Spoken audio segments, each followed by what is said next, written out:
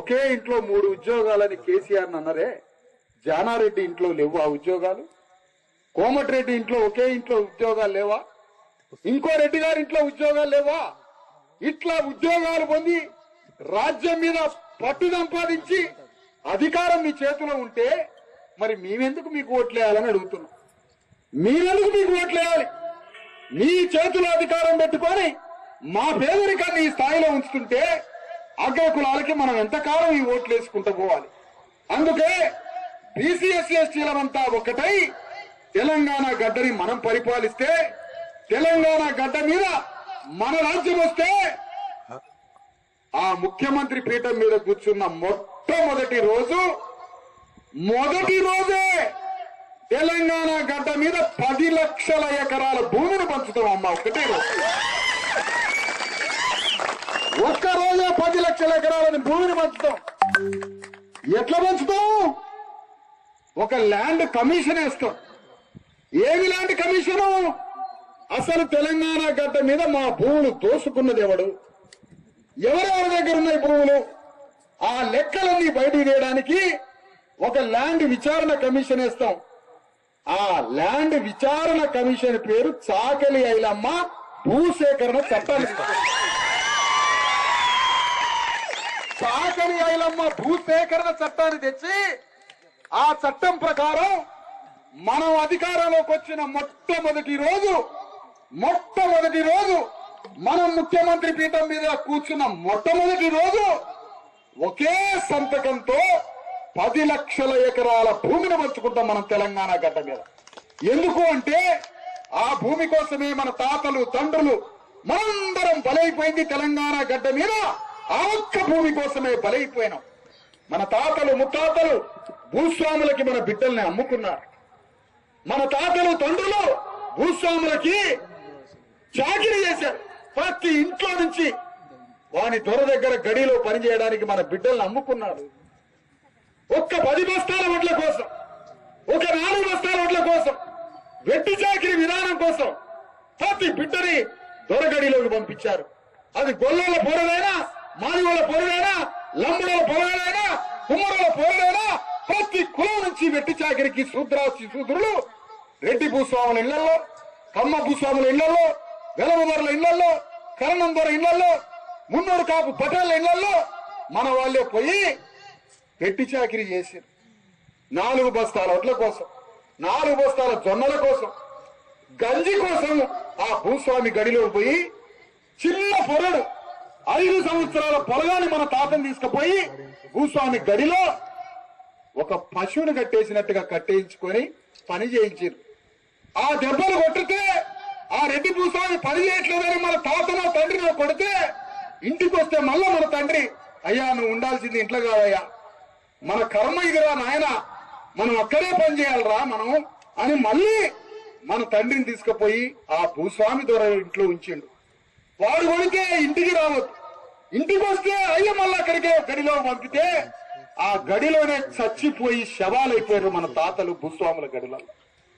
గంజి నీళ్ల కోసం, ఉప్పు లేని గంజి నీళ్ల కోసం భూస్వాముల ఇళ్లలో వెట్టి చాకిరీ చేసినాం మనం కులానికి ఒకళ్ళం.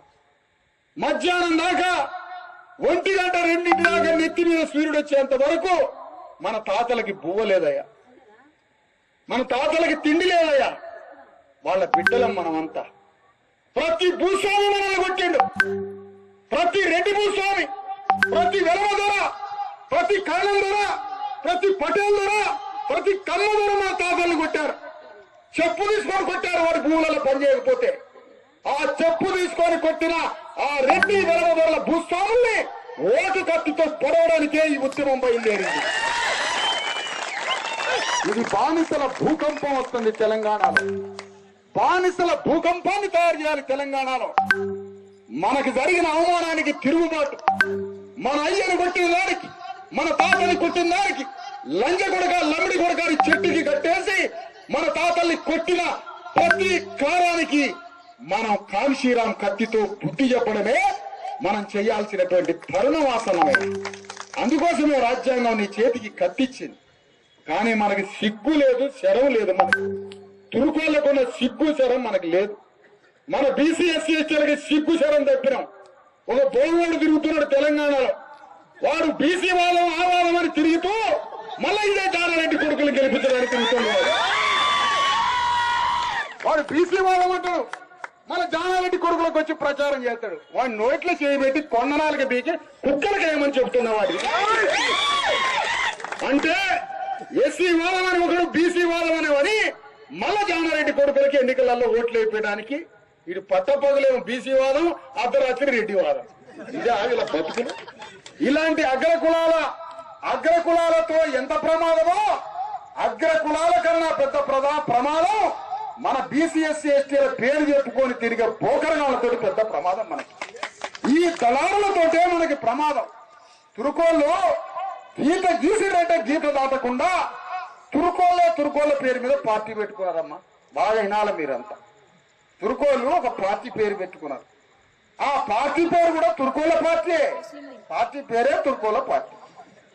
ఇట్లా పెట్టుకుంటారమ్మా.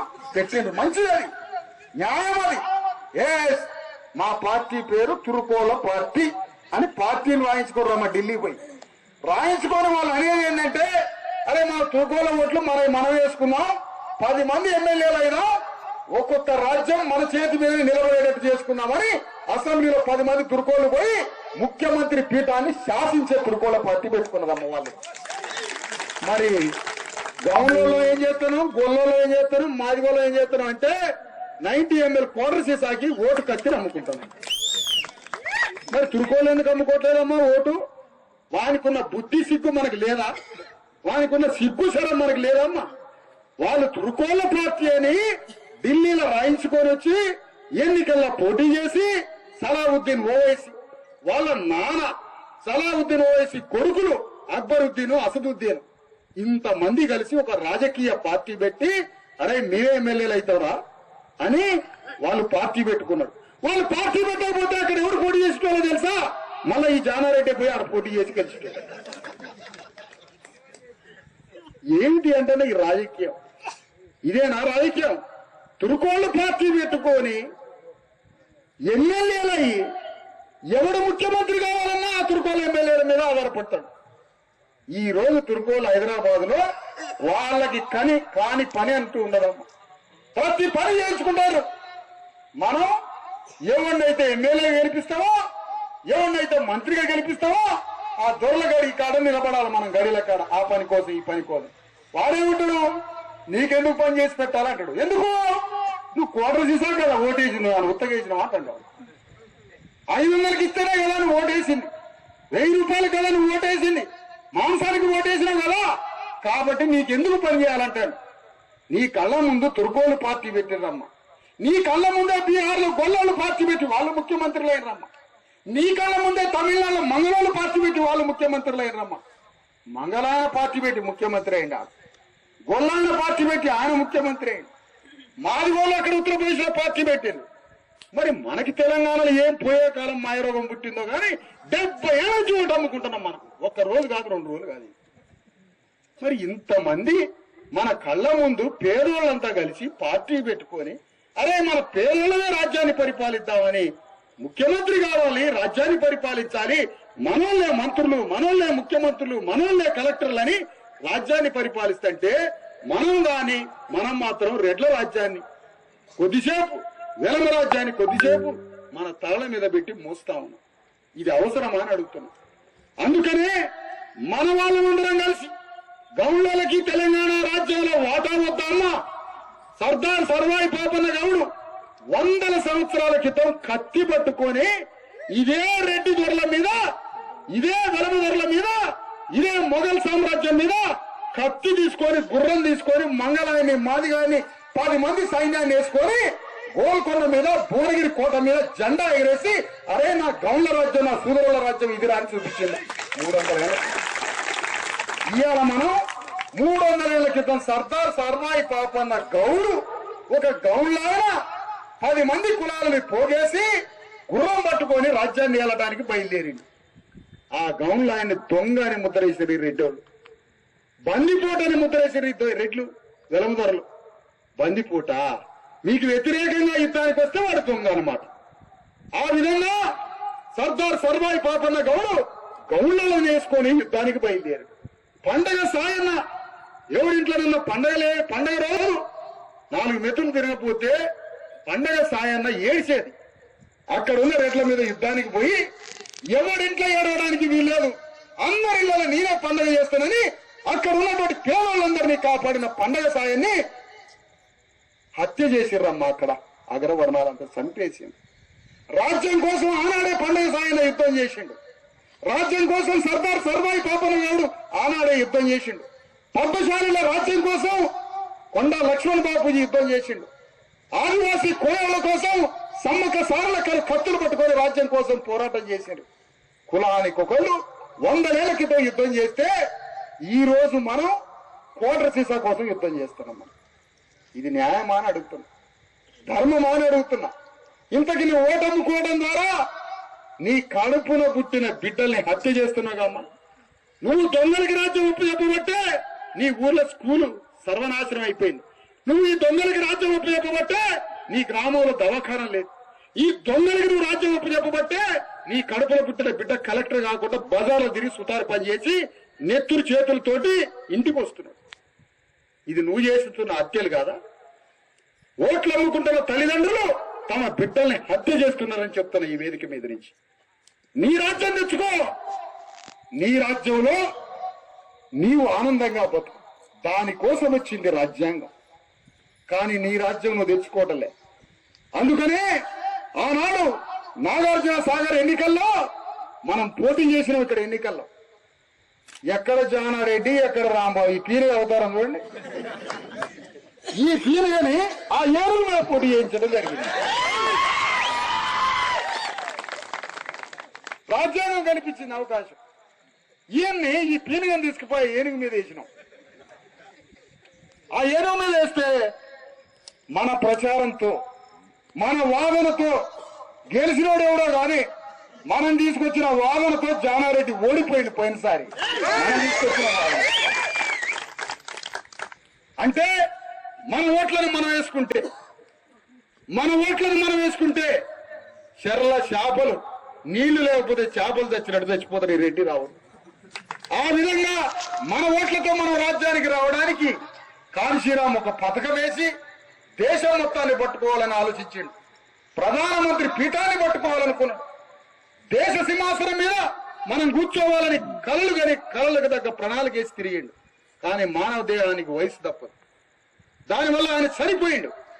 కానీ ఇప్పుడు ఆ ఖడ్గాన్ని మనం తీసుకోవాలి. తెలంగాణ గడ్డ మీద మన బీసీ ఎస్సీ ఎస్టీలు ఈ తెలంగాణ రాజ్యాన్ని పరిపాలించడానికి మనం యుద్ధం చేయాలి. ఉన్న సీట్లు సరిపోలేదని తమిళనాడు మీటింగ్ పోయారమ్మ వీళ్ళు. మళ్ళీ ఇక్కడ వెలమాయన రెడ్డి గారు ఇద్దరు కలిసిపోయారు. ఏంటంటే వీళ్ళు ఇంకా అసెంబ్లీ సీట్లు రావాలా, మేము సౌత్ ఇండియాలో ఆపరేషన్లు చేయించుకున్నామని పిల్లలు పుట్టలేదు కాబట్టి జనసంఖ్య తగ్గింది. మాకు రావాల్సిన అసెంబ్లీని ఇంకా రావాలని తిరుగుతుర్రమ్మ. మీకు ఉన్న అసెంబ్లీల సీట్లు మొత్తం రెడ్డి రావులు పోటీ చేస్తారు. ఇంకా అసెంబ్లీ సీట్లు వస్తే ఇంకా పోటీ చేస్తారు. మీరు మనమేమంటున్నాం అంటే, అరే బాబు ఉన్న అసెంబ్లీ సీట్లు మొత్తం మీ చేతిలో పెడితే రెడ్డి గెలవదోర్లు పోటీ చేస్తారు. ఇంకా అసెంబ్లీ సీట్లు ఇంకా పార్లమెంట్ సీట్లు పెంచాలంటారు. మరి ఈ సీట్లన్నీ పెంచాలని మళ్ళా మీటింగ్లు పెడతారు. మరి పెంచే సీట్లలో ఎవరు పోటీ చేయాలా? ఉన్న సీట్లలో ఎవరు పోటీ చేయాలా? బీసీ ఎస్సీ ఎస్టీలకు సీట్లు ఇరాట గాని ఆపరేషన్లు చేయించుకున్నారని జనం తగ్గిండ్రని మీరు సీట్లు తగ్గిస్తున్నామని అక్కడ బీజేపీ పోటీ చెప్పగానే సీట్లు పెంచాలంటారు. పెంచడం కాదు, సీట్లు తెలంగాణ గడ్డ మీద 119 సీట్లుంటే అందులో మనకి 93% బీసీ ఎస్సీ ఎస్టీలకు సీట్లు ఇవ్వాలి. అన్ని సీట్లతో 93% సీట్లలో మనం బీసీ ఎస్సీ ఎస్టీలను పోటీ చేయాల్సినటువంటి అర్హత ఉంది. కానీ మన ఆలోచన, మన రాజ్యాధికార ఆలోచన మనం చేయకుండా ఈ అగ్రకులాలకి ఓట్లు వేయించే పనిలో ఉన్నాం కాబట్టి వాళ్ళకి ఎలాంటి భయం లేకుండా పోయిందమ్మ. ఈరోజు బీసీ జనాభాని లెక్క పెట్టారమ్మ. లేదంటే మొత్తం అణగారిన వర్గాల కులాల జనాభాని లెక్క పెట్టి రాహుల్ గాంధీ లెక్క ప్రకారం. మరి లెక్క పెట్టినప్పుడు ఆ లెక్కలలో తేలిపోయింది. ఏం తేలిపోయింది? 85% సబ్బండ వర్గాలు బీసీ ఎస్సీ ఎస్టీలని లెక్క తేలింది. 85% బీసీ ఎస్సీ ఎస్టీలు ఉన్నారని లెక్క తేలినాక 5% కూడా రెడ్లు లేరని లెక్క తేలాక ఇప్పుడు ఈ రాహుల్ గాంధీ చేయాల్సిన మొట్టమొదటి పని రేవంత్ రెడ్డిని తీసేసి సూదరుని పెట్టాలి ఆ స్థానంలో. ఒక యాదవుని పెట్టాలి, ఒక గౌడుని పెట్టాలి, లేదంటే ఒక ముదిరాజుని పెట్టాలి, లేదంటే ఒక మాదిగాని పెట్టాలి. కానీ 5% లేని రెడ్డాన్ని ముఖ్యమంత్రి పీఠం మీద పెట్టిండు. 85% ఉన్న బీసీఎస్సీ ఎస్టీలు తీసుకొచ్చి బానిసల స్థానంలో ఉంచిండు. మరి నువ్వు ఎందుకు లెక్క పెట్టినావు? కుల జనాభా నువ్వు ఎందుకు పెట్టినావు? లెక్క పెట్టిన ప్రకారం సంపదలు మోస్తారట. ఇప్పుడు రాహుల్ గాంధీ చెప్పిన మాట ఏంటంటే జానారెడ్డి ఆస్తులట మనకు మోస్తారట. ఈ యుగానికి జోక్ కాదు, ఈ యుగానికే జోక్ అది. జానారెడ్డి ఆస్తులట మనందరికి మోస్తారట రాహుల్ గాంధీ. సుజయారెడ్డి అనే ఉన్నాడు, నాగార్జున సాగర్ కట్టినోడు మొత్తం మనం చచ్చిపోయినాం నదిలో పడి. అది కట్టిన కాంట్రాక్టర్ సుబ్బరామరెడ్డి మాత్రం ఓం శివ అని బతికే ఉన్నాడు. ఇంకా ఆయన బతికే ఉన్నాడు. ఆయన ఆస్తులు పంచుతున్నట ఈ రాహుల్ గాంధీ. ఈ రాహుల్ గాంధీ అంటే జానారెడ్డి ఆస్తులు పంచుతున్నట, సుబ్బరామరెడ్డి ఆస్తులు పంచుతున్నట, రెడ్డోళ్ళ ఆస్తులన్నీ పంచుతున్నట్టు వీళ్ళు. ఇది ఎంత పెద్ద జోకమ్మా ఇది. ఈ యుగానికే ఒక జోక్. వీళ్ళ ఆస్తులు మనకు పంచుతారా? ఎవరి ఆస్తులు మనకు పంచరు. మనం సింహాసనం మీద కూర్చొని జానారెడ్డి సంకలాల చేతులు పెట్టి ఈర్చుకుపోయి జైలు పారేయాలి. ఎందుకంటే మన రాజ్యం ఎప్పుడైతే వస్తుందో ఆ రాజ్యం వచ్చినప్పుడు ఒక్కొక్క కుటుంబంలో ఇది నేరం కాదా? కొడుకులు మొత్తం రాజ్యం, తండ్రి రాజ్యం, ఒక్కొక్క ఇంట్లో 3-4 రాజ్యంలోకి రావడం ఇది ఎంత అన్యాయం అని అడుగుతున్నాం. ఇది న్యాయమా? ఎవరు ఆస్తులు పంచడు, ఎవరు సంపదని పంచరు. ఒక్క జానారెడ్డి కాదు, ఒక ఉత్తమ్ కుమార్ రెడ్డే కాదు, మరొక కోమటిరెడ్డే కాదు, తెలంగాణలో రెడ్లంతా ఒక్కటే. వీళ్ళు ఏ పార్టీలో ఉన్నా వాళ్ళ రెడ్డి రాజ్యం కోసం తిరుగుతూ ఉంటారు. వెలమలు ఎక్కడున్నా వాళ్ళ రాజ్యం కోసం తిరుగుతూ ఉంటారు. ఈ రెడ్లు వెలమలు ఒక యుద్ధం జరుగుతుంది తెలంగాణలో వాళ్ళ మధ్య. వాళ్ళు రాజ్యం కోసం పోరాటం చేయాలని టిఆర్ఎస్ లో ఉన్న రెడ్లు అక్కడ ఎందుకు మీరు మన రెడ్డి రాజ్యం సాధించుకుందామని రెడ్ల రాజ్యం కోసం తిరిగిండు. అనుకున్నది సాధించిండు ముఖ్యమంత్రి రేవంత్ రెడ్డి. ఆయన రెడ్డి రాజ్యాన్ని స్థాపించిండు. అంతకుముందు వెలమ రాజ్యాన్ని స్థాపించుకున్నారు. ఇక మనం చేయాల్సింది బీసీఎస్సీ ఎస్టీల రాజ్యాన్ని స్థాపించుకోవాలి. ఆ బీసీఎస్సీ ఎస్టీల రాజ్యాన్ని స్థాపించుకుంటే మనం చేయాల్సిన పని ఏంటి? మనకి రాజ్యం వస్తే ఏమొస్తుందని ఒక తల్లి మాట్లాడొచ్చు. తెలంగాణ ఉద్యమంలో ఎట్లయితే మనం మాట్లాడుకున్నామో మనకి రాజ్యం వస్తే తెలంగాణలో ఏం చేస్తామని మీరు అడగాలి. మనకే తెలంగాణలో రాజ్యం వస్తే అమ్మా, తెలంగాణలో మనకి రాజ్యం వస్తే మనమే ఈ రాజ్యాన్ని పరిపాలిస్తే తెలంగాణలో మనం ఏం చేస్తాము? ఇది మొదటి ప్రశ్న. మనం ఏం చేస్తామో తెలుసా? మన బీసీఎస్సీ ఎస్టీల అందరం కలిసి మన కులాలలో ప్రతి కులం బాగుపడడానికి మనం ఏం చేయాలో ఆ ప్రణాళికలు మొత్తం తయారు చేసుకుంటాం. మనం బాగుపడడానికి కావాల్సిన మొత్తం ఆర్థిక వ్యవస్థను తయారు చేసుకుంటాం. మనం ఇవాళ బీసీఎస్సీ ఎస్టీలో మనం తాగి పారేస్తే మన సారా డబ్బుల మీద ఈ రాజ్యం నడుస్తుందమ్మా. ఈ రాజ్యం నడిచేదానికి 48,000 కోట్ల రూపాయలు సంవత్సరానికి మన సారా మీద డబ్బులు వస్తుంటే ఆ సారా మీద రాజ్యాన్ని పరిపాలిస్తున్నట్టు. మనం ఎవరినైనా ఒక అమ్మాయిని మన అమ్మాయిని పెళ్లి చేస్తామమ్మా. పెళ్లి చేసినప్పుడు ఓ మంచి గట్టిగా ఆర్థికంగా ఉండి డబ్బు ఉద్యోగం మంచిగా స్థితిమంతుడికి ఇస్తాం. స్థితిమంతుడికి ఇచ్చిన తర్వాత పెళ్లి అవుతుంది. పెళ్లి అయినాక తీరాడిపోతే అల్లుడు రెంట్ కూడా కట్టడు. ఇంట్లో ఫ్యాన్ ఉండదు, భూమి ఉండదు, ఏముండదు. నేనేం చేయాలి? నా దగ్గర డబ్బులు లేవట, నా దగ్గర పైసలు లేవంటాడు. నువ్వు అంత గొప్పోడు అని ఇంత గొప్పోడు అని తీరా నీకు ఇచ్చి పెళ్లి చేస్తే నా దగ్గర పైసలు లేవు, ఇంటికి రెంట్ కట్టలేని అంటాడు. అంటే ఒక రేవంత్ రెడ్డికి రాజ్యాన్ని ఒప్పచెప్తే ఈ రాజ్యాన్ని పరిపాలించే వ్యక్తి పెద్ద మనిషి ప్రెస్ లో అందరిని పిలిచి ఈ రాజ్యంలో నా దగ్గర పైసలు లేవు అన్నాడు. మిమ్మల్ని బాగు చేయడానికి నా దగ్గర పైసలు లేవు అన్నాడు. వచ్చిన పైసలు జీతాలకు ఇవ్వడానికే సరిపోతుంది అన్నాడు. నాకు వచ్చిన పైసలు జీతం ఇవ్వడానికే సరిపోతుంది అన్నాడు. ఈ ఒక్క ముక్క ఏదో నువ్వు పరిపాలించడానికి ముందు ఎన్నికల ప్రచారంలో నా దగ్గర పరిపాలించడానికి పైసలు లేవు కాదని ఈ మాట ముందు చెప్పినట్టయితే నిన్ను తీసుకపోయి ఆ కృష్ణా నదిలో కలిపెట్టేవాళ్ళం కాదు. కానీ నువ్వు ఆ మాట చెప్పలే. నాకు రాజ్యాన్ని ఒప్పచెప్పు, తెలంగాణను స్వర్గంగా మారుస్తున్నాను. మరి నీకు తెలంగాణలో ఒప్పచెప్పినావు, నువ్వేం చేస్తున్నావు? ఏంటి నువ్వు చేసేది? తీర రాజ్యానికి వచ్చి ప్రెస్ మీట్ పెట్టి నా దగ్గర పైసలు లేవు అన్న. పైసలు లేకపోయినా, పైసలు ఒక్క పైసలు లేకపోయినా భూమిని పంచడానికి నీకెన్ని పైసలు కావాలి? 10 లక్షల ఎకరాల భూమిని పంచడానికి నీకెన్ని పైసలు కావాలి? ఒక్క పైసా అవసరం లేదు. భూమిని పంచడానికి వస్తావా నువ్వు? రెడీయేనా? తెలంగాణ గడ్డ మీద 29 లక్షల మంది విద్యార్థులు ఉన్నారు. తెలంగాణలో లక్షల మంది ఉద్యోగస్తులు ఉన్నారు. తెలంగాణ గడ్డ మీద 3 కోట్ల మంది ప్రజలు ఉన్నారు కదా.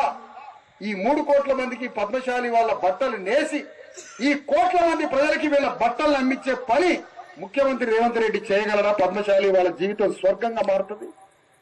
ఈ పని చేయగలరా?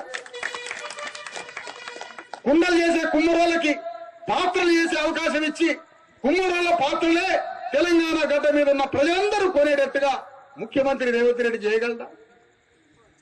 ఆ పని చేయగలవు? విశ్వబ్రాహ్మణులు వడ్రంగం పనిచేసేటోళ్ళు మొత్తం తెలంగాణలో ఉన్న స్కూల్స్, ఆఫీసులు, మొత్తం ఈ వ్యవస్థలో ఉన్న ప్రతి వ్యవస్థలో ఆ వడ్రంగులతోటి ఆ బెంచీలు, స్టూళ్లు, ఆ స్కూల్ బెంచీలు, మొత్తం ఆఫీస్ ఫర్నిచర్ వడ్లోలకు ఉపయోగం. ఒక్క పైసా అవసరం లేదు, వడ్లోల జీవితాలు బాగుపడతాయి. మరి తెలంగాణలో అగ్రకులాలు పెట్టే పెద్ద పెద్ద స్టార్ హోటళ్లల్లో, పెద్ద పెద్ద హోటల్స్ లో మంగళవాళ్ళు పెట్టాల్సిన షాపులు రెడ్లు నడిపిస్తాడు. మంగళ షాపులు చూసిందా? మరి ఈ పని ఎవరు చేయాలి? ఎవరి పని ఎవరు చేయాలి? ఆ రోజు పైసలు లేకపోయినా వెట్టి చాకిరి కోసం కులాల వృత్తులు నమ్ముకుంటూ ఆ రోజు కుల వృత్తి చేసినాం. ఈ రోజు దాన్ని వ్యాపారంగా మార్చుకొని పైసలు వచ్చినప్పుడే మీరు చేస్తారు ఈ పనులను. అందుకని తెలంగాణ గడ్డ మీద ఒక ఆర్థిక వ్యవస్థని మనం తయారు చేసుకుంటాం. తెలంగాణ మీద ఉన్న భూమిని మనం పంచుకుంటాం. ఇన్ని పనులు మనం చేసుకోవాలంటే తెలంగాణ గడ్డ మీద మనం రాజ్యానికి రావాలి. మనం రాజ్యానికి రావాలంటే మన బీసీఎస్ ఎస్టీలంతా ఒక్కటి కావాలి. మనమంతా బంధువులుగా మారాలి. మనమంతా బలగంగా మారాలి. మన బీసీఎస్ ఎస్టీలంతా ఒక్కటై తెలంగాణ గడ్డ మీద మన రాజ్యాన్ని తీసుకొచ్చుకొని అన్ని సమస్త ఎమ్మెల్యేలు, ఎంపీలు, ఎంపీటీసీ దగ్గర నుంచి పార్లమెంట్ వరకు అసెంబ్లీలో ఉన్న సమస్త స్థానాలని, పార్లమెంట్ సభ్యుల్ని, మొత్తం వ్యవస్థని శాసించడానికి మన ఓట్లని అమ్ముకోకుండా మనం గెలిస్తే ఈ రాజ్యం మన చేతికి వస్తుంది. మన అధికారం ద్వారా మన తలరాత మార్చుకోవచ్చు. ఇదే మనం కాంశీరామ్ గారికి ఇచ్చే నివాళి. ఆయనకు అందించే నివాళి అదే. మనమే రాజ్యాన్ని పరిపాలించడమే ఆయనకి ఇచ్చేటువంటి నివాళి. మన కోసం యుద్ధం చేసిండు కాంశీరామ్. తండ్రి చనిపోయాడు, తల్లి చనిపోయింది. తల్లిదండ్రులు చనిపోయినప్పుడు కూడా ఆ మనిషి చెలించలేదు. యుద్ధం మన కోసమే చేసిండు. చనిపోయేటప్పుడు 2 జతల బట్టలు ఆయనకున్న ఆస్తి. ఎవరి కోసం జరిపిండమ్మా ఈ పోరాటం? చనిపోయినప్పుడు ఆయనకున్నది 1 జత బట్టలు, 2 జతల బట్టలు. 2 జతల బట్టలు, ₹1 లేకుండా చనిపోయిండే కాంశీరామ్. అలాంటి కాంశీరామ్ యుద్ధం ఎవరి కోసం జరిపిండు? ఎవరి కోసం చేసిండు ఆ యుద్ధం? సైకిల్ మీద ప్రయాణం చేస్తూ చేస్తూ తింటానికి పైసలు లేకపోతే ఆలుగడ్డల మార్కెట్ పోయి ఒంటి మీద బస్తాలు బస్తాలు ఆలుగడ్డలు దింపి ఒళ్ళంతా కాయలు కాసుకొని ₹100 ఇస్తే ఆ ₹100తో అన్నం తిని మళ్ళా సైకిల్ వేసుకొని మన రాజ్యం కోసం యుద్ధం చేసిన దేవుడమ్మ కాంశీరామ్. ఎవరి కోసం చేస్తున్నాడమ్మా ఈ పోరాటం? ఎందుకోసం చేస్తున్నాడు ఈ పోరాటం? ప్రతాపరుద్రుడు అనే ఒక వెలమూల మీద కత్తులు వేసి యుద్ధానికి పోయిందమ్మా సమ్మక్క సారలక్కలు.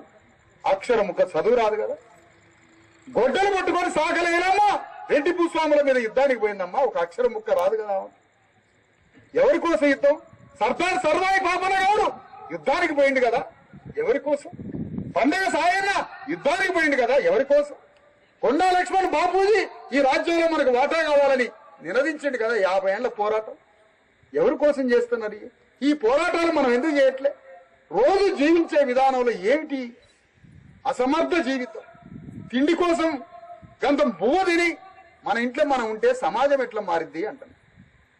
నీవు సమాజాన్ని మార్చడం పక్కన పెడితే నీ కడుపున ఉన్న బిడ్డలు కూడా బాగుపడట్లేదా? నీ అసమర్థత వల్ల, నీ రోషం లేని జీవితం వల్ల, రోషం ఇజ్జతు లేని జీవితం వల్ల మన కుటుంబాలే ధ్వంసమైపోతున్నాయి కదా. తుర్కోలు, నేను మళ్ళీ చెప్తున్నా, హైదరాబాద్ లో ఉన్న తుర్కోలు పార్టీ పెట్టుకొని లక్షల మంది కలిసి వాళ్ళ ఎమ్మెల్యేలు, వాళ్ళ కార్పొరేట్లు పెట్టుకున్నప్పుడు మన కళ్ళ ముందే వాళ్ళు పార్టీ పెట్టుకున్నారు కదా. ఇట్లా విడమర్చి ఎవరు ఎందుకు చెప్పలేదమ్మా? తుర్కోళ్ళే వాళ్ళ ఎమ్మెల్యేలు వాళ్ళే గెలుచుకోవడానికి వాళ్ళే ఒక పార్టీ పెట్టుకొని వాళ్ళకి వాళ్ళే ఓట్లు వేసుకొని వాళ్ళ రాజ్యానికి వచ్చిర్రని ఈ రకమైన మాట ఒక కాంగ్రెస్ ఆయన ఎందుకు చెప్పట్లే? నేను చెప్పినట్టుగా ఒక టీఆర్ఎస్ ఆయన ఎందుకు చెప్పట్లే? నేను చెప్పినట్టుగా ఒక బీజేపీ ఆయన ఎందుకు చెప్పట్లేదు తెలుసా? అన్ని పార్టీలు అన్ని పత్రికలు ఈ మాటలు రాస్తే మనం కూడా పార్టీలు పెట్టుకొని వాడిని బొంద కొట్టేసి మనం రాజ్యానికి వస్తామని ఈ మాట ఎవరు చెప్పాలి? సింపుల్ అయిపోయి తుర్కోలే పార్టీ పెట్టుకొని తుర్క పార్టీని నమోదు చేయించుకొని వాళ్ళకి వాళ్ళే ఓట్లు వేసుకొని రాజ్యానికి వస్తారని చెప్తే ఆ రోషం గౌన్లకు వస్తుంది, గోళ్ళలకు వస్తుంది, మాదిగోళ్ళకు వస్తుంది. అందుకనే ఈ రాజ్యాన్ని మనం పరిపాలించాలి, ఈ దేశాన్ని మనం పరిపాలించాలి. నీ కడుపున పుట్టిన బిడ్డ సింహాసనం మీద కూర్చోవాలి. ఈ రోషం మనకు ఉండాలి. ఈ రోషం మనకున్నప్పుడు మనం ఓట్లు అమ్ముకోం. ఏ తాతల జీవితం అయినా అడిగి చూడండి. ఒక గౌన్లా అయిందో, గొల్లా అయిందో, ఒక మాదిగా అయిందో, ఒక లంబడా అయిందో, మీ తాత చరిత్ర ఏంటో తెలుసుకోండి. ఇంట్లో కూర్చున్నప్పుడు మీ తాత చరిత్ర మొత్తం కన్నీటి చరిత్రే, బానిస చరిత్రే. బానిసలే అమెరికాలో ఉన్న బానిసలు ఓటు హక్కు సంపాదించి యుద్ధం చేసి అమెరికా రాజ్యంలో సగ భాగస్థులయ్యారు, పాలి భాగస్థులై అమెరికా రాజ్యాన్ని పరిపాలిస్తున్నారు. మరి మనం బానిసలమేగా, మనం కూడా బానిసలమే కదా. ప్రతి భూస్వామి దగ్గర మన తాత కూడా పనిచేసిండు కదా, అవమానపడ్డాడు కదా, తిట్టిండు కదా, కొట్టిండు కదా, అవమానించిండు కదా, వాళ్ళ భూమిలో పని చేయించుకున్నారు కదా, వెట్టి చాకరీ చేయించుకున్నారు కదా నీ తాతతో. ఆ తాతకు పుట్టిన రక్తమే కదా మనకి. మరి రోషపడద్దా మనం? అదే భూస్వామి ఆనాడు తిరుగుబాటు చేయడానికి అవకాశం లేదు. తండ్రి దగ్గరకు వస్తే తండ్రి కొట్టి అదే దొర ఇంటికి గడిగి పంపే, వాడు కొడితే ఇంటికి వస్తే తండ్రి పంపిండు, తండ్రి పంపించి మళ్ళా అదే గడిలో పెట్టిండు కదా. కానీ ఇప్పుడు రాజ్యాంగం ఏం చెప్పింది? అలాంటి వెట్టి చాకిరీ చేసే భూస్వామిని జైల్లో బానేమని చెప్పింది రాజ్యాంగం. ఈరోజు ఆ వెట్టి చాకిరీ చేసే దగ్గర ఉన్న బానిస ఆయన చేతికి ఓటు కట్టమిచ్చి అదే భూస్వామి అయినటువంటి ఆ దొరని గడిల నుంచి బయటికి పంపి నువ్వే రాజ్యానికి రాని ఆ రాజ్యాంగం చెప్పింది. మరి ఈ చేతికి ఆయుధాలు ఇచ్చిన నువ్వెందుకు చేయట్లే ఈ పని? ఎందుకు చేయట్లే? ఈ చరిత్ర అంతా చెప్పకుండా మళ్ళా అదే భూస్వామి నీ తాతను కొట్టినోడు, నీ తాతను అవమానించిన ఆ భూస్వామి మనవడు మళ్ళా మన దగ్గరకు వచ్చి కోట్ర సీసాలు పంచి మనిషికో 1000 రూపాయలు 500 ఇచ్చి మళ్ళా మన చేతికి అంబేద్కర్ ఇచ్చిన ఓటు అనే ఆయుధం దొంగిలించుకొని పోతున్నారు. ఇది ఎంతవరకు న్యాయం? ఈ విధంగా మనం బతకడం. అందుకనే మనం చేయాల్సిన పని, మన జాతులలో ఉండే బ్రోకర్లు, దళారులు, సరిహద్దు మనుషులు, ఈ మనుషుల్ని మనం బయటికి పంపించాలి. వాళ్ళే మనకి అగ్ర కులాలకి మధ్య బ్రోకరేజ్ చేసేది మొత్తం వాళ్ళే. బీసీ ఎస్సీ ఎస్టీ వాదమని చెప్పుకుంటూ, బీసీ వాదమని చెప్పుకుంటూ ఈ అగ్ర కులాలకు ఓట్లు వేయించి తిరిగే దొంగల పట్ల చాలా జాగ్రత్తగా ఉన్నాయి. ఆ దొంగల పట్ల ఉండాల్సిన జాగ్రత్తతో అగ్ర కులాలు వాళ్ళని కూడా జాగ్రత్తగా గమనించుకుంటూ మన ప్రజల్ని నిరంతరం చైతన్యపరుస్తూ రాబోయే ఎన్నికల యుద్ధంలో తెలంగాణ గడ్డ మీద మనం రాజ్యానికి వచ్చే సమయం ఆసన్నమైంది మిత్రులారా. సమయం ఆసన్నమైంది. చిట్ట చివరిగా మనం రాజ్యానికి రావాల్సినటువంటి సందర్భం ఆసన్నమైంది. మనం రాజ్యానికి వచ్చిన రోజు మాత్రమే మన దుఃఖం ఆగిపోతుంది. మనం రాజ్యానికి వచ్చిన రోజు మాత్రమే మన కన్నీళ్లు ఆగిపోతాయి. ఇన్నాళ్ల కష్టాలన్నీ, మన సమస్యలన్నీ అన్నిటి నుంచి పరిష్కారం లభిస్తుంది మనం రాజ్యానికి వచ్చినాం. అందుకని ఈరోజు తెలంగాణ గడ్డ మీద బీసీ ఎస్సీ ఎస్టీల రాజ్యం కోసం ఒక పక్కన యుద్ధం చేస్తూ రేపు వచ్చే నెల ఏప్రిల్ 14వ తారీఖున ఆదిలాబాద్ జిల్లా పట్టణంలో ఏప్రిల్ 14వ తారీఖు 2025 అంబేద్కర్ జయంతి నుండి 2028 జూలై 11 వరకు 3 సంవత్సరాల 3 నెలలు మా భూమి రథయాత్ర ప్రారంభం కాబోతుంది. ఏప్రిల్ 14వ తారీఖు ఆ మా భూమి రథయాత్ర, దాని పేరు మా భూమి అని పేరు పెట్టినాం. ఇది మా భూమి తెలంగాణ. ఈ తెలంగాణ మా భూమి. మా భూమిలో మా రాజ్యాన్ని సాధించడానికి రథయాత్ర ప్రారంభమవుతుంది. ఈ రథయాత్ర బానిసల భూకంపం బయలుదేరబోతుంది తెలంగాణలో. ఎస్, మా తాతల శవాలు గోరిళ్లలో ఉన్నాయి, మా ముత్తాతల శవాలు ఇదే తెలంగాణ భూమిలో ఉన్నాయి. ఆ భూమిలో ఉన్న శవాలు భూమిని బద్దలు చేసుకొని మొలవబోతున్నాయి, బయటికి చేతులు రాబోతున్నాయి. ఆ శవాల సాక్షిగా, మా తాతల గోరిల సాక్షిగా మీ భూస్వాముల కింద నలిగిపోయి నెత్తులు చిందించి మీ భూస్వాముల కోసం మా బొక్కలు ఎనగొట్టుకొని మీ భూములలో పనిచేసిన మా తాతలు, మా నానమ్మలు, మా ముత్తాతలు, మా వారసత్వ చరిత్ర మొత్తం సాక్ష్యంగా ఈ తెలంగాణ భూమిని ఎప్పటికైనా ఈ భూమి మీద రాజ్యానికి వస్తామని శపథం చేయడానికి రేపు రథయాత్ర ప్రారంభం కాబోతుంది. ఇదే మన తాతల ఆత్మకి ఇవ్వాల్సింది నువ్వు.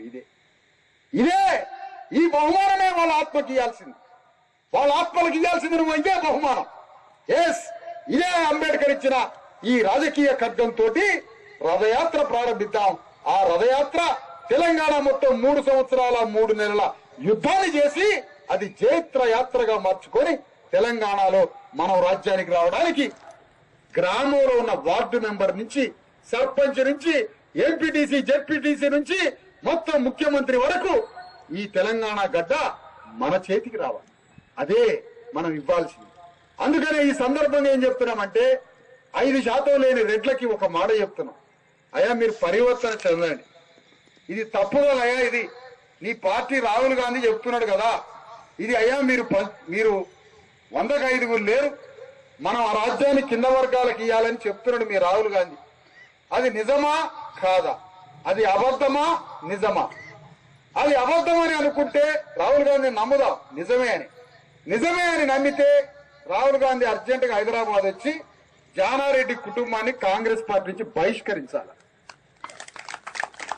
వాళ్లకున్న ఎమ్మెల్యే పదవుల్ని, వాళ్లకున్న ఎంపీ పదవుల్ని, ఇంకొక ఉత్తమ్ కుమార్ రెడ్డి అనే వాళ్ళని, ఇంకొక రెడ్డిని, వాళ్లకున్న పదవులన్నింటి నుంచి తీసేసి వాళ్ళని సామాన్య కార్యకర్తలుగా నీ పార్టీలో పెట్టుకో. ఆ పదవులన్నీ మా అణగారిన వర్గాలకి. నువ్వు అది ఇయ్యలేదంటే అసలు దొంగ రాహుల్ గాంధీ అనే కథ బయటకు వెళ్తుంది. అసలు దొంగ రాహుల్ గాంధీ. అందుకనే ఈ సందర్భంగా మనం కోరేది అగ్ర కులాలు పరివర్తన చెందండి. మీరు పరివర్తన చెందకపోతే మేము రాజ్యానికి వస్తాం. మేము రాజ్యానికి వస్తే కథ వేరే రకంగా ఉంటది. మిమ్మల్ని జైల్లో పారేస్తాం, మిమ్మల్ని తీసుకుపోయి జైలు పాలు చేస్తాం. అందుకని మళ్ళొకసారి మీ అగ్ర కులాలందరికీ విజ్ఞప్తి చేసేది, అయ్యా మీరు మారండి, అణగారిన వర్గాలకి దారి ఇవ్వండి. ఇది ఆపే తరం ఎవడి తరం కాదు. స్వరాజ్య పాదయాత్ర ద్వారా తెలంగాణ గడ్డ మీద మనం వేసిన పునాదితో, మనం వేసినటువంటి ఒక సత్యమైనటువంటి అగ్నిని రాజేస్తే ఆ అగ్నితోటి తెలంగాణ మొత్తం కాలిపోతుంది. బీసీఎస్సీ ఎస్టీలకి రాజ్యం ఇవ్వాలని వాడి నోట ఇన్న ఇదే మాట ఎక్కడన్నా.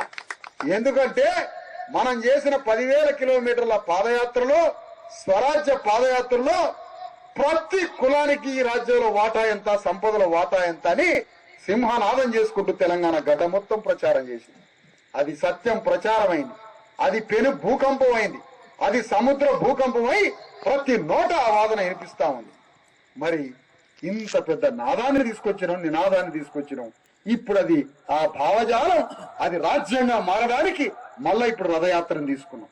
ఆ రథయాత్ర ద్వారా మళ్ళీ ఈ రాజకీయ చైతన్యాన్ని మరింత ఎత్తుకు తీసుకుపోయి మనం తెలంగాణ గడ్డని పరిపాలించడానికి బయలుదేరాలని ఈ సందర్భంగా గుర్తు చేస్తూ, ఇదే మనం ఇచ్చేటువంటి కాంశీరామ్కి ఒక గొప్ప నివాళి, ఇదే మనం ఈ సమాజాన్ని మార్చడానికి ఇచ్చే నివాళి అని అర్థం చేసుకొని ఇక్కడికి వచ్చిన పార్టీ అభిమానులు, సమాజం కోసం పనిచేయాలనుకునే వాళ్ళు, బీసీఎస్సీ ఎస్టీ జేఏసీగా ఏర్పడాలనే ఆకాంక్ష ఉన్న వాళ్ళు, ప్రతి కార్యకర్త మీ పని మీరు చేసుకుంటూ, మీ బతుకు తెరువు మీరు చూసుకుంటూనే, రోజుకి 8 గంటలు మీ పొట్ట కోసం పనిచేసుకుంటూనే మీ ప్రాంతంలో మీరు మహారాజులు కావడానికి, మీ గ్రామాలని, మీ మండలాలని మీరు పరిపాలించడానికి, ఈ రాజ్యాన్ని పరిపాలించడానికి ప్రణాళిక తయారు చేసుకోమని పిలుపునిస్తున్న అదే కాంశీరామ్ చేయాల్సింది.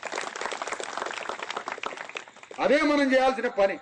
ఒక రెడ్డి రాజకీయం చేస్తున్నాడు, ఒక వెలమదొర రాజకీయం చేస్తున్నాడు, ఒక కమ్మదొర కాపుదొర రాజకీయం చేస్తున్నాడు. మనం రాజకీయం చేయట్లే. ఎందుకంటే మనం రాజకీయంగా నిరాక్షరాస్యులం అయిపోయింది. వాళ్ళు చేసే రాజకీయాన్ని రోజు యూట్యూబ్లలో చూస్తాం. అదే పని, వాళ్ళు ఏం చేస్తే అదే పని. ఆయన అరెస్ట్ చేస్తాడా, ఈయన అరెస్ట్ చేస్తాడా, కేటీఆర్ని ఎవడు అరెస్ట్ కాడాయా? వాళ్ళంతా ఒకటే వర్గం వాళ్ళంతా. అందుకనే వాళ్ళిద్దరిని, రేవంత్ రెడ్డిని, కేటీఆర్ని, కిషన్ రెడ్డిని, ముగ్గురిని కలిపి ఒక లాకప్లు వేసి అరెస్ట్ చేయడం మనం ఎట్లా చేయాలో అది ఆలోచించండి. అది మనం ఆలోచించాల్సింది. ముగ్గురు తీసుకుపోయి ఒకటే లేకపోయా, ముగ్గురిని కలిపి ఒక దాంట్లో అదే ఆలోచించాలి మీరు. అంతే తప్ప వీళ్ళు వాళ్ళని ఎప్పుడు వాళ్ళని వీళ్ళని ఎప్పుడు ఏం ఆలోచించద్దు. మనం రాజ్యానికి రావడం అనేది ఎట్లనో ఆలోచించమని మిమ్మల్ని అందరినీ కోరుతూ, ఈ రోజే ఈ కాన్షీరాం జయంతి రోజు అయినటువంటి కొద్ది రోజులు తేడాతో జరిపినప్పటికీ ఈ రోజే మీరంతా సంకల్పం తీసుకోండి. ఈ రోజు హాలియా పట్టణంలో ఇంత పెద్ద సభలో ఇక్కడికి వచ్చినటువంటి యువకులంతా ఒక మంచి నిర్ణయం తీసుకొని రేపు రాజకీయ నిర్ణయంలో మీరంతా భాగస్వాములై రాబోయే ఏప్రిల్ 14వ తారీఖు రథయాత్రకి ఇక్కడ నుంచి ఆదిలాబాద్ కృష్ణానది నుంచి గోదావరి నది వరకు అవతల ఈ కొస నుంచి ఆ కొసకి మీరు బయలుదేరండి. దానికి కావలసిన వెహికల్స్ ఏర్పాట్లు, దానికి కావలసిన ప్రణాళిక, ఆదిలాబాద్ పోయి అంబేద్కర్ జయంతికి పూలేసి అంబేద్కర్ జయంతి రోజున జై భీం చెప్పి రథయాత్రని మీరు ప్రారంభించి నన్ను రథయాత్రని ముందుకు సాగనంపి మీరు మళ్ళీ తిరిగి ఇక్కడికి రావడానికి ఏప్రిల్ 14న వేలాది మందిగా ఇక్కడి నుంచి కార్లలో ఆదిలాబాద్ బయలుదేరాలని ఈ సందర్భంగా మీ అందరికి పిలుపునిస్తా ఉంది. ఆ రథయాత్ర మీరు నన్ను సాగనంపితే నేను రథయాత్రని జైత్రయాత్రగా మార్చుకుంటా. మధ్యలో స్థానిక సంస్థల ఎన్నికలు వచ్చినా, బహిరంగ సభలు ఏదైనా ఉన్నా, ప్రజల మంచి చెడు ఏదైనా సమస్య వచ్చినా మధ్యలోనే వస్తా ఉంటా. 3 సంవత్సరాల 3 నెలల మధ్యలో అడుగడుగున ఎక్కడ సమస్య జరిగినా మధ్యలో వస్తూనే రథయాత్ర సాగుతూ ఉంటది. ఈ రథయాత్రని మీరంతా సాగనంపాలని, దానికి ఏప్రిల్ 14న మీరు రావాలని, వేదిక మీద ఉన్న నాయకులు కూడా ఆ సభకి రావాలని వారికి కూడా ఆహ్వానం పలుకుతున్నాం. ఈ సందర్భంగా మనం ఏప్రిల్ 14 అంబేద్కర్ జయంతిని ఘనంగా ఆదిలాబాద్ లో జరుపుకుందాం. ఆ సభని విజయవంతం చేసుకొని మళ్ళా మీరు తిరుగు ప్రయాణం కావాలి. ఆ ప్రణాళిక మీరంతా ఆ కార్యక్రమాన్ని విజయవంతం చేసే పనిలో రేపటి నుంచే నిమగ్నం కావాలని కోరుతూ ఈ సందర్భంగా